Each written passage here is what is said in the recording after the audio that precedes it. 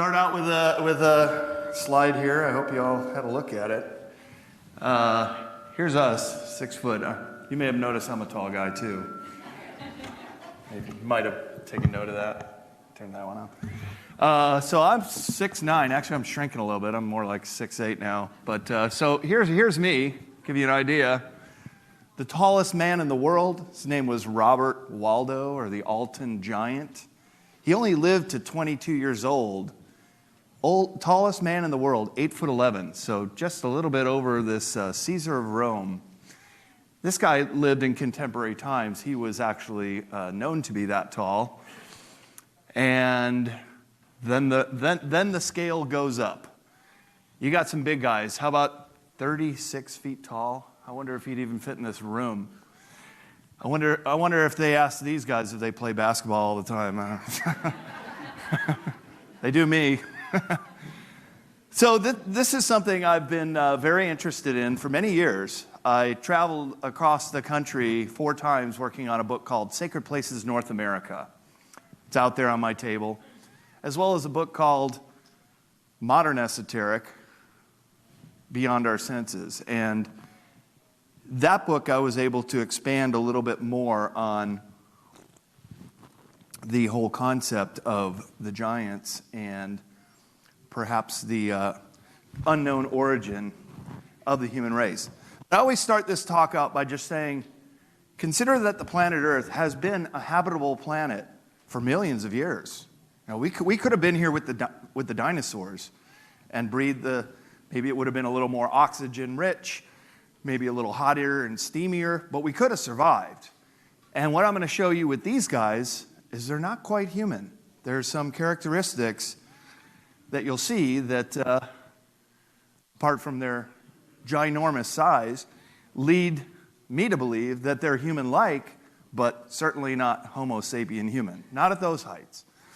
And if you consider that Earth has been a garden planet, is what some ET races consider this, for a long, long time, what about the possibility of ancient aliens coming here and perhaps living through future generations?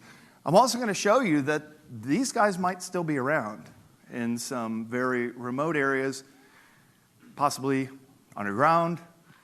But the important thing is there are archaeological remains. This isn't just some fancy.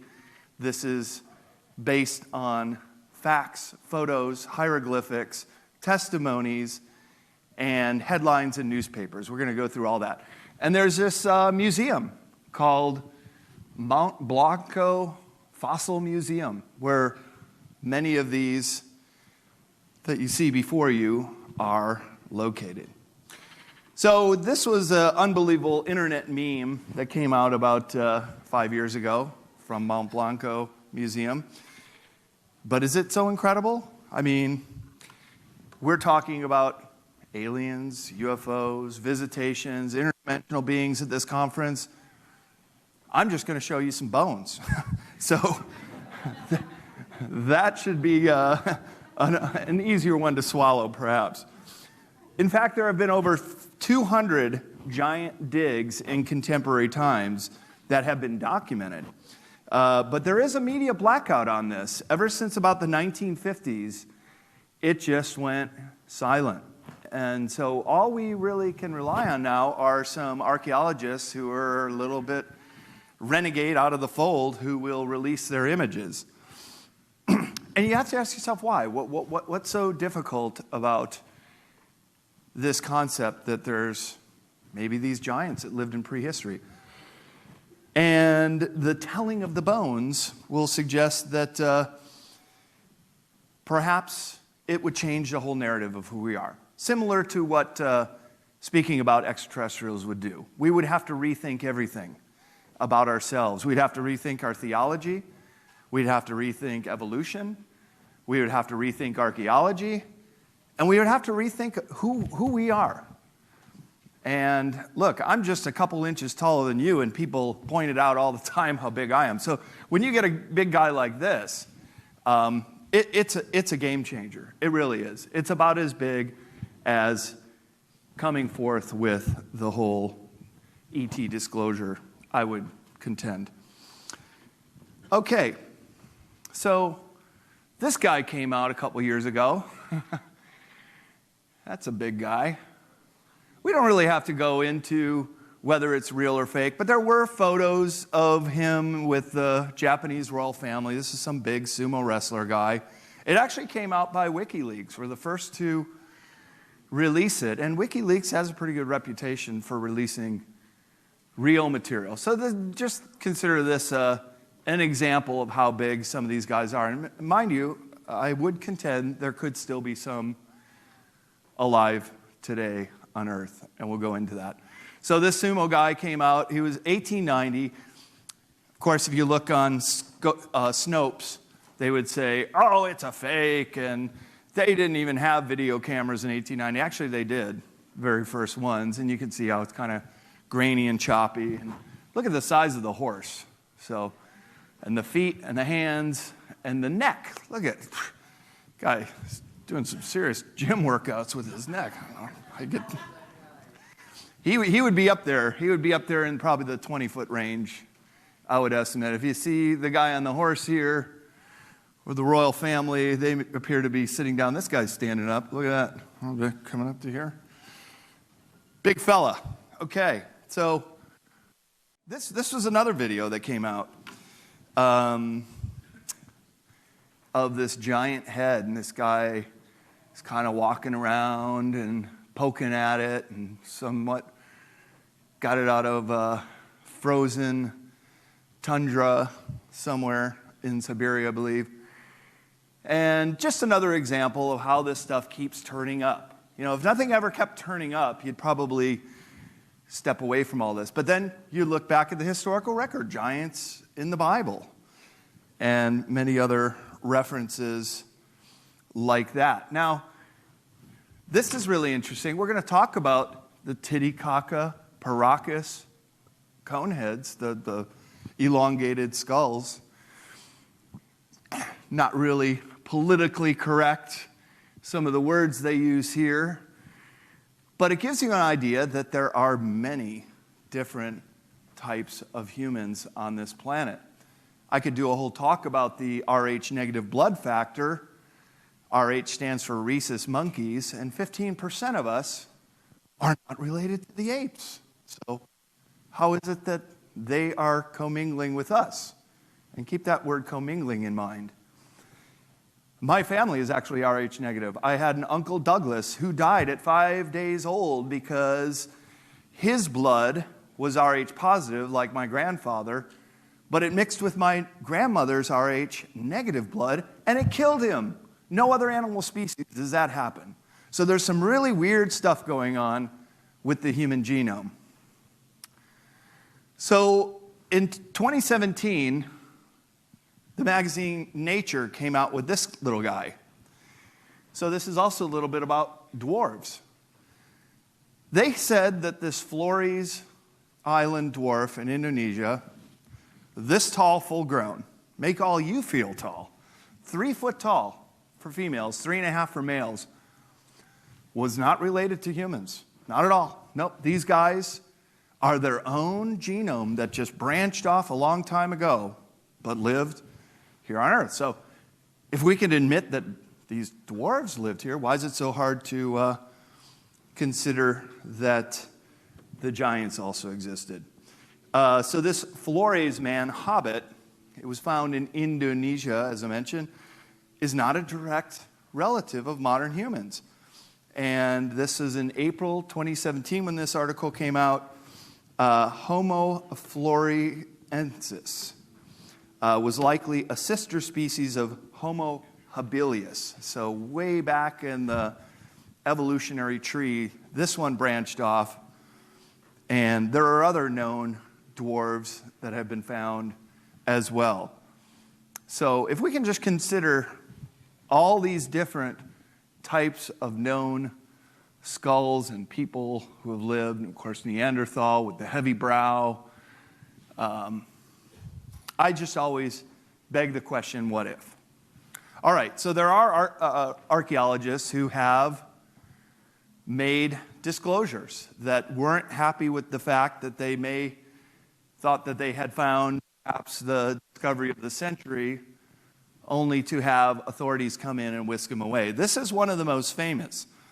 This was a dig near Kigali, Rwanda in 2011.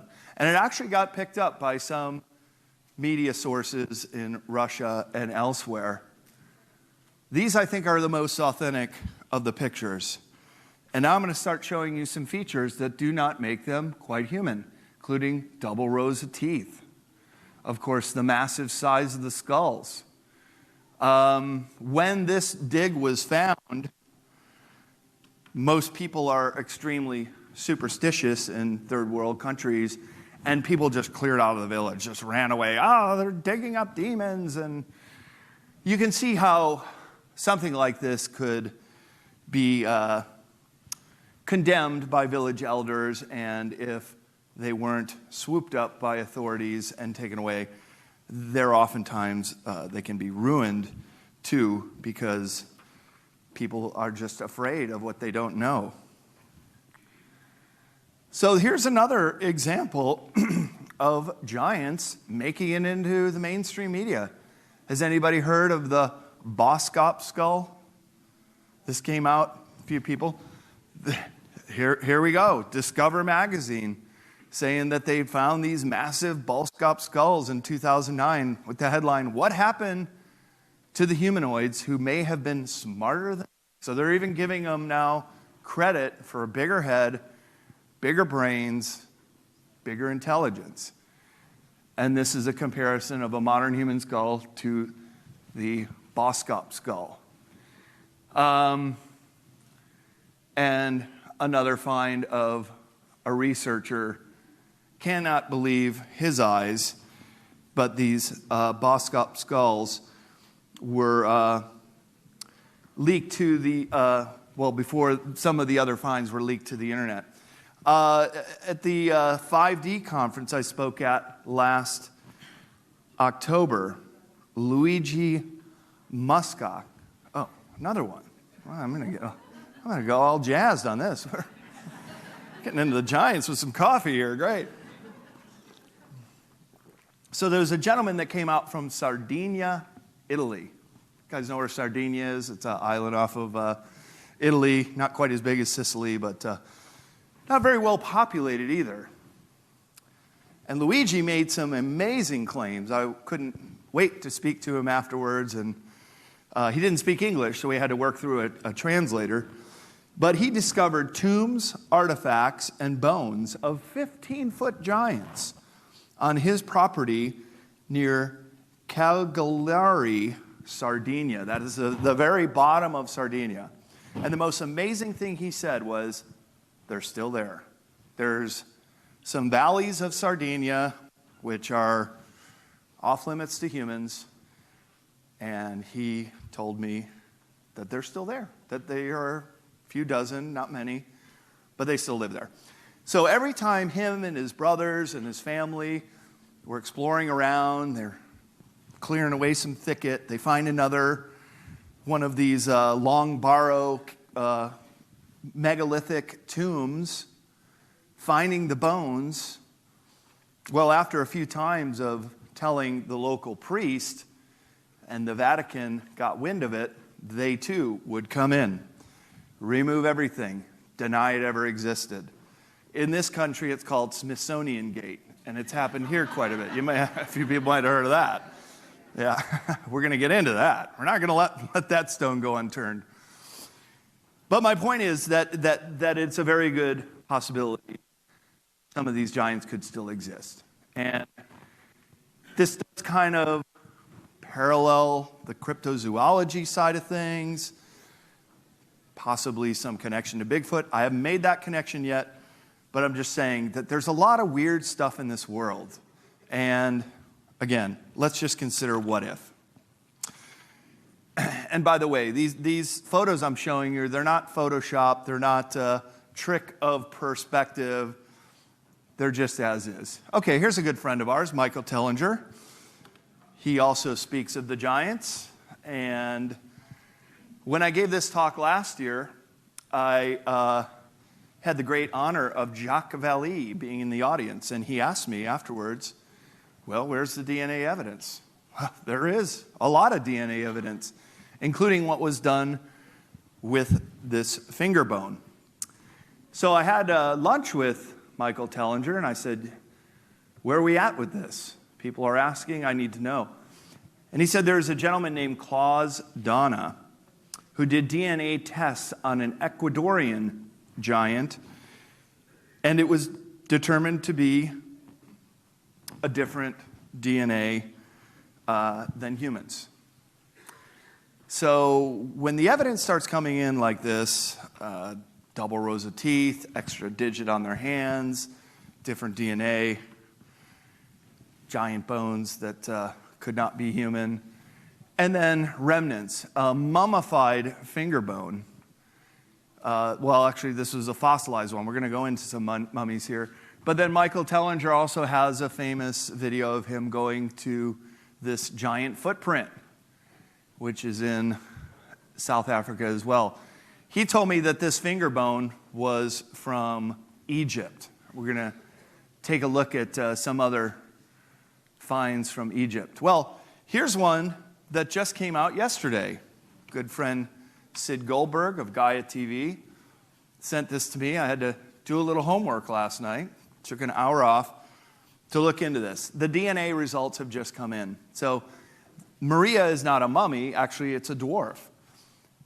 It was covered with diatomaceous earth, and it had 3 fingers and 3 toes.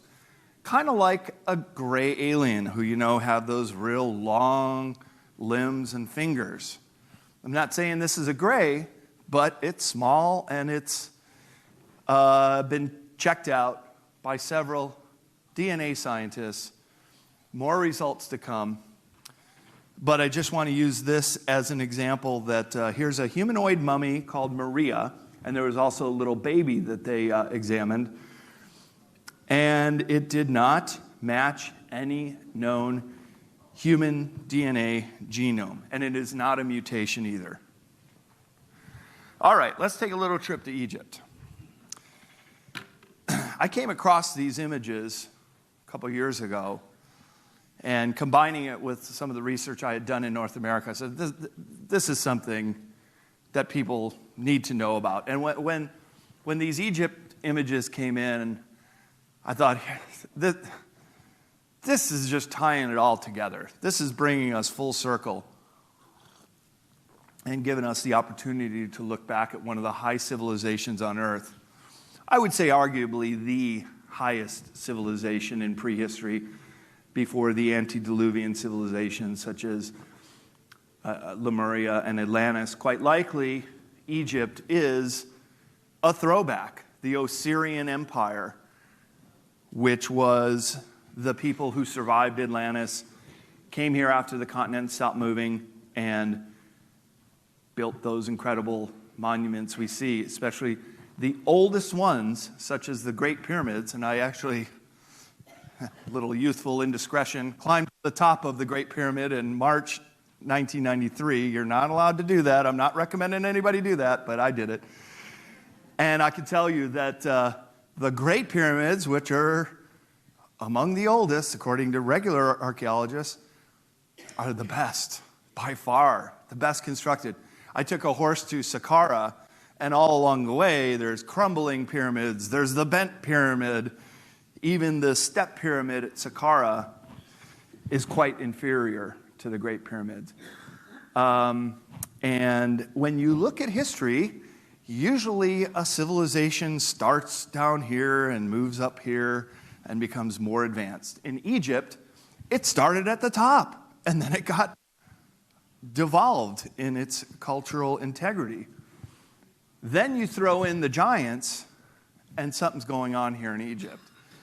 Long, long time ago. So these slides I'm going to show you are many of the kings being portrayed as the giants. And you could say, okay, well, that's grandiose treatment of a king. But you'll also see some giants as workers, that maybe their physical strength and being a lesser caste than the king giants, perhaps there's not enough room for all of us to be kings. Let's face it, only a few of us can do that. So remember the Nephilim, and we're going to talk a few things about the Bible. The Nephilim in Genesis were the giants among men. I mean, there's so much documentation that ancient scripts and legends, and we're going to go into some Native American stuff about the giants. It's everywhere. This is what's so mind-blowing about this. It is everywhere. It's just hidden in plain sight. So these giants among men are in the Bible. We've all heard the stories of the Anunnaki. Sometimes they were even considered like black, had African features at times. And they were the kings and queens of Egypt. And of course, they were huge, these titans of ancient past. So here's some of these giants doing some of the heavy lifting. Perhaps a different caste to the royalty, but perhaps they liked to do the work. Maybe they were into it. I like building stuff. I would like being a king too, but whatever it takes to get it done, right? So, I mean, this is how we have devolved, because look at how many people it takes to lift one of these puny little rocks today, where a giant could probably just, pick it up like this pillow. All right, you want to build a pyramid? Here we go. Throw it in and get it built. Get it done. That's what I say. Get it done. So even with a heavy block, it's not always so easy. We still use these primitive carts and pulleys and wheels. But I think if we were to do a talk about the giants and some of the megalithic architecture in Egypt, as my good friend David Hatcher Childers says on Ancient Aliens all the time, why would they do it? Why would they build it so big? You've got to ask yourself, why not just use a small stone like this?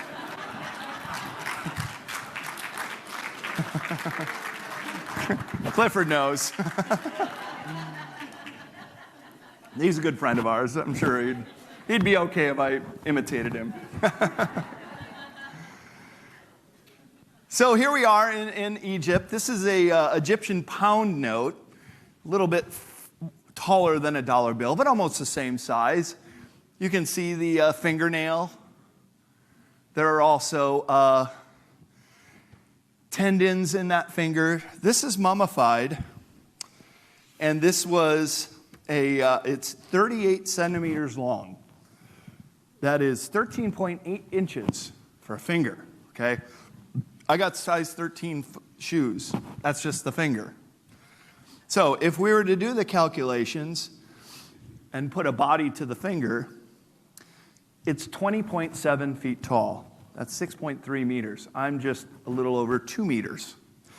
So over 3 times my size to have a finger that would fit. So this mummified limb, it was not available to the public. The person who owns it did not wish to make it available, but it's out in this oasis near Egypt. And if you know the right people to talk to, in the right location, with the right amount of money, you can still get in there and see it. But since so many of these artifacts have been just swooped up and never seen again, I can understand why he would be a little reluctant letting this get out. So this photographer named Gregor Sporri, S-P-O-R-R-I, if anyone want to look him up. He's got other pictures of it. It's quite fascinating. And he was a doctor who went on an expedition in 1988. That's when he did the photos of these. But he even hung on to the photos for quite a while. Only in the last few years did he start releasing some of those. I went to Egypt in 1993, as I mentioned, and I went to the Cairo Museum. And I remember, I wish I had a photo of it, but there were these stands with jewelry that would be like this. It would be a dress on me, but when I came across this image, I'm like, aha, there it is. But guess what? They don't have it on display there anymore. They took down all the giant jewelry, and there was quite a bit. I saw it. And when you see the size difference for the little puny worker putting on his wristband there, you got to have that if you're a king, you kind of come to the conclusion, something's going on here. So all across Egypt, of course, are megalithic structures, these massive structures that just boggle the mind, including the tooling it would take to bore out these bowls. That is some high technology that goes into making that. But you see the people there, why do you need a bowl that big? It'd be like a bird bath for a human, not big enough to take a bath in, but way too big to splash your face. So these are a line of bowls at Abu Ghraib in Egypt, and they were found buried in the sand and lined up by the archaeologists. They appear to be large basins for giants. Maybe it was something else, but again, it's just interesting to look at the high sophistication of the tooling of the Egyptians and the megalithic size. And boy, do we find megaliths in Egypt. Some of the greatest finds. This is the mortuary temple at Giza, one of the Giza pyramids. This is down the Nile a little ways, and it's Abydos. And in Abydos, you have what appear to be flying ships. But even more fascinating is the flower of life. And that is not a carving, by the way. That is laser etched into the stone. It's very fascinating to see this kind of high technology in a massive megalithic structure, which had been buried under the sand. And there, once again, why would they build it so big? You don't have to do that. But they did. So the mystery behind these large blocks in ancient Egypt could make the argument that they were the work of the giants. And these large megalithic stones, which were normal size, perhaps for people of great strength, wouldn't have been hard. As we can lift a brick or a cinder block, maybe these massive stones to a 30-foot giant would have been about the same. So here we go, more puny humans hanging out with their royal masters, and these ancient Nephilim giants are also spoken of in Sumerian texts as well as the Bible, as I mentioned. The Elohim, which are the angelic beings, are the ones known as angels to us from the Bible. As the Sumerian texts go, though, however, the humans had rebelled against Anu and had sex with human women. But the children that were born grew into giants. Many Nephilim died by the ancient flood or the pole shift, and the result are their skeleton remains are found primarily in Africa. But we're going to show you that they're also found in Europe and North America and South America, and a surprise at the end. Now, another thing I talk about in this lecture is that just consider that a donkey and a horse are different species, similar. They can mate, and they can have a mule, which is sterile, which cannot reproduce. So you could say that humans, especially human women, could be with some human-like entity and perhaps have an offspring. And if they happen to be royalty, then maybe that offspring, even if it is sterile, or maybe somewhere down the line, they were able to reproduce, but they had a thing for Earth women, it seems. Mars needs women. Well, giants need women too, I guess. This one I love, and I was on beyond belief with George Norrie last summer, and this is one of my Egyptian collections they use because it's just fascinating. Look at giant getting his foot clean. Hey, we all like to get our foot cleaned. The Pope apparently cleans feet too. I wonder if he ever did it for the giants. I don't know about that, but this little guy he's scrubbing away, and this is interesting because they're obviously being treated like royalty.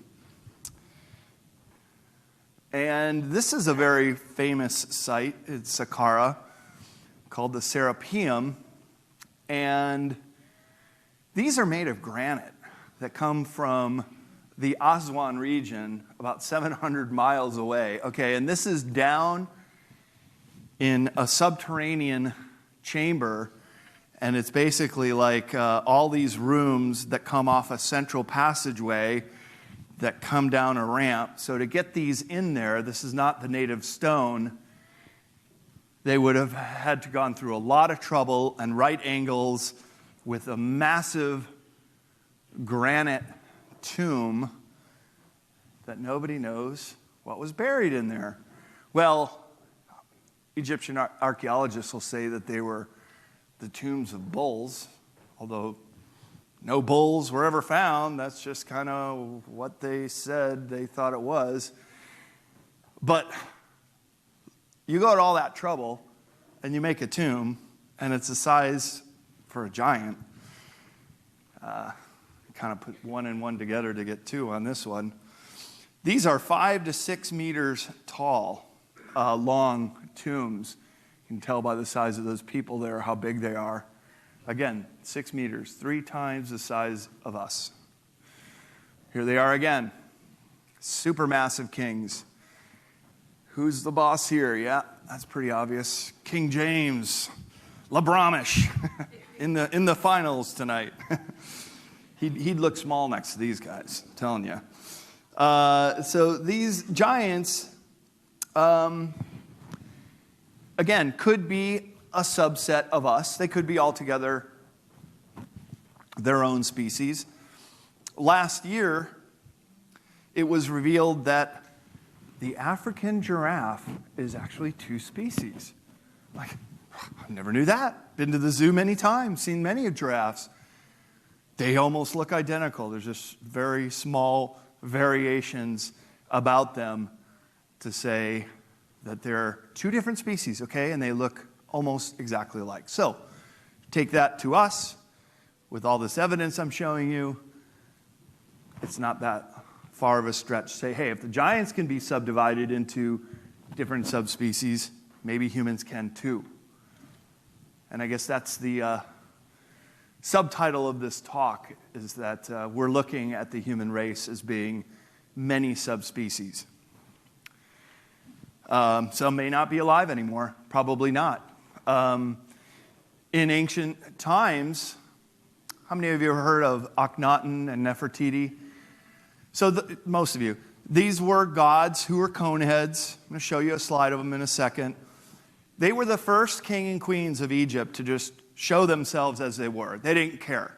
Okay, we got these big cone heads. We got these skinny shoulders, and Akhenaten had like a beer belly. Or, yeah, you know, beer was invented in Egypt. It could be, he was a teetotaler.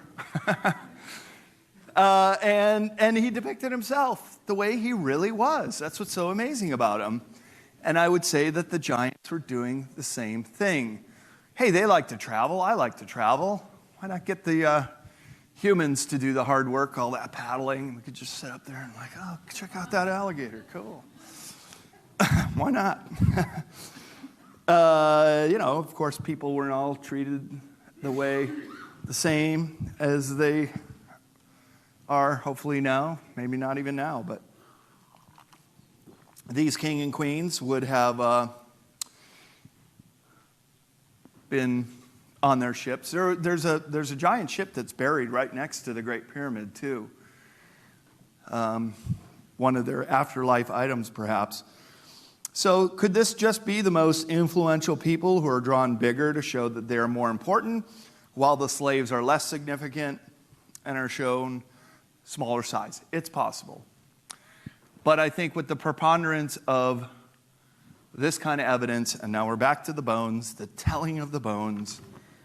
Here we go. So this is also in Joe Taylor's museum in Texas, and this is one of the thigh bones that came out of Egypt.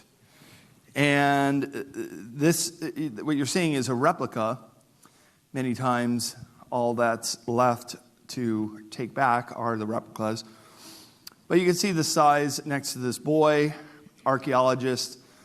The story behind this find was an archaeologist broke into a small pyramid in Egypt, claimed to have found a giant, which was an alien-like humanoid.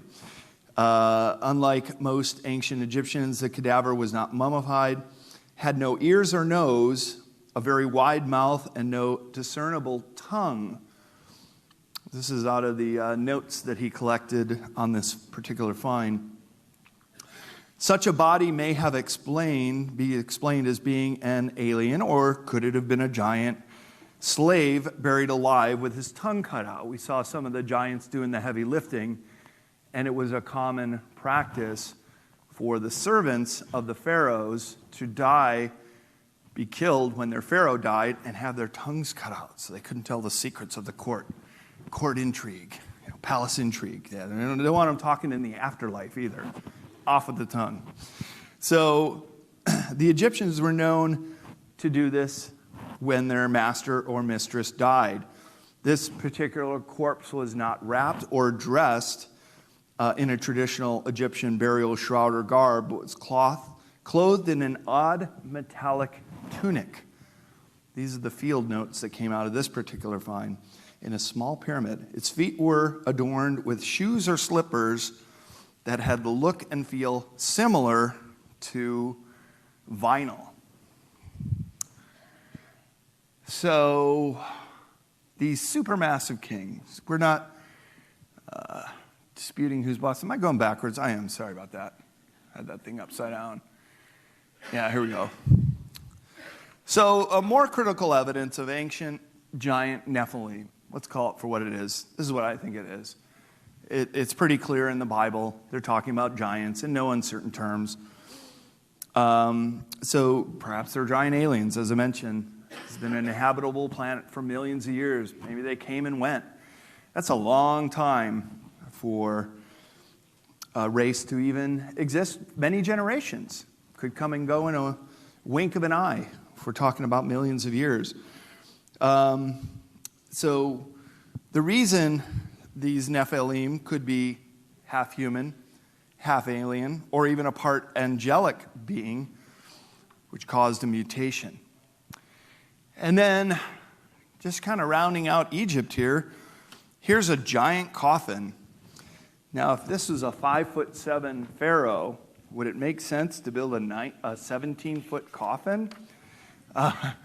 Why go so big? Of course, they put mummies and mummies and mummies sometimes, but even if you wrap this guy and put him like in a King Tut golden casing, and then another casing, another, kind of like those Russian dolls that keep fitting in, it wouldn't go that tall. Maybe it'd go wider, but you wouldn't need to go that big. So I think it's undeniable. These giant coffins were for giant beings. Here's another one. This guy was pretty big, maybe a little more girth. Hey, they gained weight too. We're not the only ones. I don't know if they had McDonald's back then, but they probably had their indulgences, let's say. So when you hear, this is actually a female. This is a female coffin, kings and queens, often buried as royalty in Egypt. And this queen was 3 meters tall. So keep in mind, I'm 2. 3 would have been, that's a female, okay? Real big. That's about 10 feet tall. So information about giants is contained in almost all known ancient texts. This is what's so interesting. The Torah, the Bible, the Quran, the Vedas from India, as well as Chinese and Tibetan chronicles, Assyrian cuneiform tablets, as well as writing of the Maya. Once again, a female coffin. And when you also consider that the queens would also get the lavish burials as the pharaohs did, this makes perfect sense that we would find female giants and female tombs. All right, let's move on. Let's take a little trip to Europe. And before we do that, I just want to show you that one of the codexes of the Aztec people also show a disemboweled giant being put to death, and similar to the little slaves of the Egyptians. This was some research I was doing and found the distribution of giants in Europe and the Near East. Some of those giants that we saw in the very first slide come from Turkey, around this area. Denmark has a few. I'm going to show you a skull there, but predominantly the British Isles. Now, keep in mind that I have a book called Sacred Places Europe. Did a whole bunch of trips to Europe. And they have megalithic structures in Europe, mainly in this area, the British Isles, and then the northwest regions of France, Holland, and Denmark. Who's heard of the Karnak region right here? It's pretty fascinating. Massive stones lined up in rows and rows and rows. Check out my book, Sacred Places Europe, if you're into that. Once again, why do you have to go so big? They did. The point is with this map, even though it looks like a lot, wait till we see the map of North America. There were hundreds of years for Europeans to uncover the bones and the artifacts from many of these dolmen, which I believe were tombs, but also have these incredible alignments, like the summer solstice sunrise comes right into the chamber, the equinox sunrise right into the chamber. At Newgrange in Ireland, on the winter solstice, see this aisle here? It's almost this long. Only on winter solstice, sunlight, boom, right through. Triple spiral, illuminates. That's no accident. That's no coincidence. And again, megalithic structures. So unfortunately, with the hundreds of years of people poking around and looting the tombs, their mound sites, and almost all of these in Europe were from mound sites, like we have in North America, we're going to get to that, are gone. A lot of them are gone. All right, here's our Queen Lizzie checking out a giant. Yeah, she's into it. And this guy was contemporary.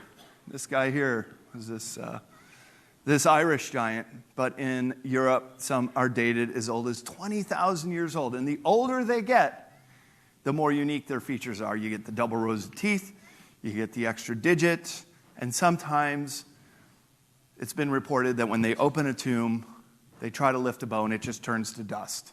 They're so old, they'll just disintegrate. So this guy was found in Ireland, and this is a picture of it. One of the few remaining photos, mummified. See, the hands are still preserved, the head, the feet, 6 toes, 6 fingers. And this particular guy was a fossilized Irish giant. This photo was taken in a London rail depot and appeared in the December 1895 issue of Strand magazine. It seemed that people in the 19th century didn't have such an aversion to this subject as archaeologists do today. That's kind of interesting. It all seemed to change about 70 years ago, and this stuff kind of went into the woo-woo files and don't pay any attention. Somebody's faking those bones. But like I've exposed before, these giant depictions, which indicate this high statue, it would take many men to carry this guy out. See this ladder, so a normal human would be about there. This is It was all the sensation. It was on tour. They would take it around to like sideshows and show people. It was dug up in County Antrim in Ireland. It was 12 foot, 2 inches tall, weighed 2 tons. Yeah, the bigger you get, the heavier you get too. No surprise there. 6 toes on the right foot, see? And it was brought to England and exhibited in Liverpool and Manchester at 6 pence a head, quote, attracting scientific men as well as gaping sightseers. After a legal dispute over ownership, nothing more appears to have been heard or seen of this exhibit. Where this Irish giant, this is our Queen Lizzie in 1962, he was contemporary. And like Robert Waldo, just a living giant who may have had a pituitary issue. So I love this one. I added this one just recently. We're going to talk about the coneheads of Paracas. Here's our good friend Brian Forrester. Whoops. He, well, it's just off the screen, but he did a Twitter post to this guy. Brian said, they're still here. This man, I understand, is Basque. Remember I mentioned the Rh negative blood? The Basque people in Europe are 25% Rh negative, among the highest incidence in the world. And lo and behold, these kind of coneheads. He's very left brain, Brian Forrester says, highly mathematical and involved in banking. He's talking with a woman in front of a computer, and she can't keep her eyes off his huge head. Yeah, indeed. And then when you compare that to, and I mentioned they could still be alive. When you compare that to the Paracas skulls with red hair and these giant elongated skulls, it's quite amazing. So keep in mind that you can reform the skull. You can put boards on it as they do in Africa. You can wrap it up. Over time, you can reshape the skull. But what you cannot do is add cranial capacity. You cannot make the brain and the skull larger. You can just reform it. And so these two have bigger brains than we do. What does that tell you? All right, so here is a skull from Denmark. If Bo is out there from Denmark, I told him I was going to show you a skull from Denmark. He's like, I didn't know there were giants in Denmark. Yeah. And they are similar to some of those found here in North America. So this is giant human bones. They call it the marine archaic. As you guys know, everything in North American history continues to get older and older and older. And now, to feature in the giants of the mound culture, which we're going to get to here in a minute, they're even coming up with a new era, the Maritime Archaic. And this was a period when they moved westward to the Great Lakes region. A huge number of skeletons were found in large numbers I want to show you this map. Look at how many more there are in North America. Why? Because they only started digging out these mounds in the 19th and 20th centuries. It's still a pretty good chance we have some existing today. And my friend Carl Ledbecker next to me out on the table, we were talking about it today. He told me last year they thought they had one in Utah that we could find. I'm from Illinois. I'm going to show you some digs that were found here in Wisconsin. But look at this concentration in the Ohio, Pennsylvania area. Of course, that's the Adena culture, the Hopewell culture, and many of the Mississippian mound culture is all along here. There's a place called Cahokia, just across the river from St. Louis. St. Louis was once known as Mound City. There were so many mounds, it was like a whole mound city. Cahokia was like an extension of that. 1,000 years ago, there were more people living in Cahokia than London, to give you a size of the scale of some of these mounds. Unfortunately, over 90% are gone. Not even the ones that they've reconstructed, just gone. And same in Europe. So it's a real tragedy that a lot of this stuff has been so wantonly destroyed.